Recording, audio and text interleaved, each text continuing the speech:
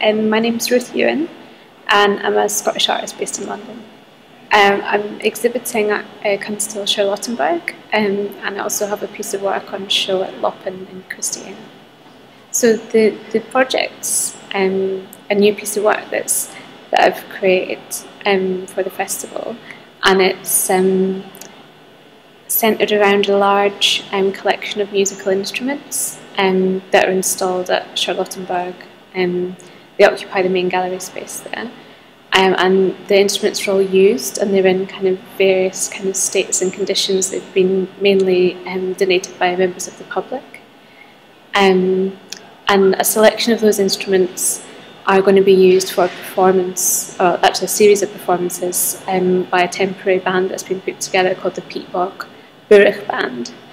And Búrich is it's an old Scottish word that's not really in use anymore, that means like a collection or a sort of mess. Like you'd use it to refer to like a big sort of pile of mess that you might come across.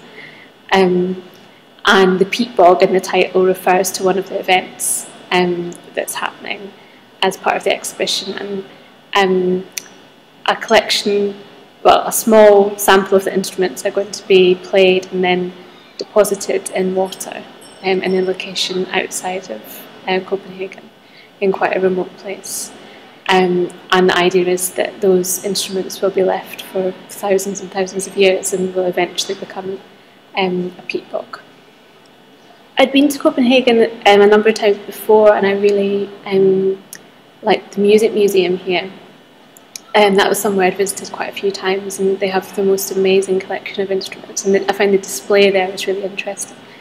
But they were actually sort of closed at the moment, so I kind of missed seeing that, but still had this sort of urge to create a collection of instruments. But also, I guess I'd come across the work of a music archaeologist called Kajsa S. Lund through the Music Museum, and I was able to make contact with her, and it's really through her research that I've kind of ended up coming up with this idea. But I was also invited to create an event at Loppen as well in Christiania, and I guess a lot of the original ideas of Christiania as a sort of alternative community interested me, and I really love a lot of their graphic artwork that I realised was designed by one person, so I was also able to make contact with that person, a lady called Anna Tenberg, and she's actually designed a poster for the exhibition as well. And I think music's potentials as a social force is such a huge subject, and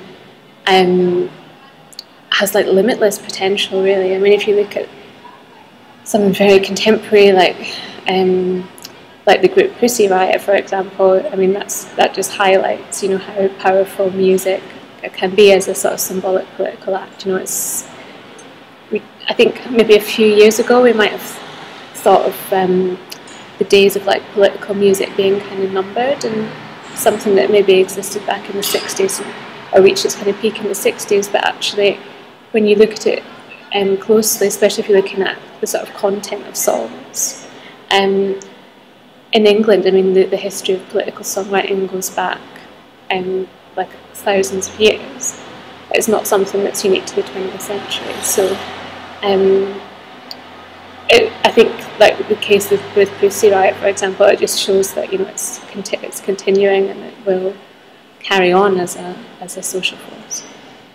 Community is quite a sort of problematic kind of word for me in a lot of ways, because, well, within art practice anyway, because of the sort of sensitivity around being called like a community artist or being thought of a particular kind of artist. But no, I think there's maybe there's a sort of idea that like art kind of creates communities with a lot of these sort of participatory projects of the sort that I'm working on, but I kind of don't think that's necessarily true. I think it's maybe more like communities that create art, and when you look at like the number of people who've been involved in a lot of projects that I've done, then they're the primary part, and all these people that come together to make something happen, and then the art follows that. it's not a case of the art being at the front and then the community coming last.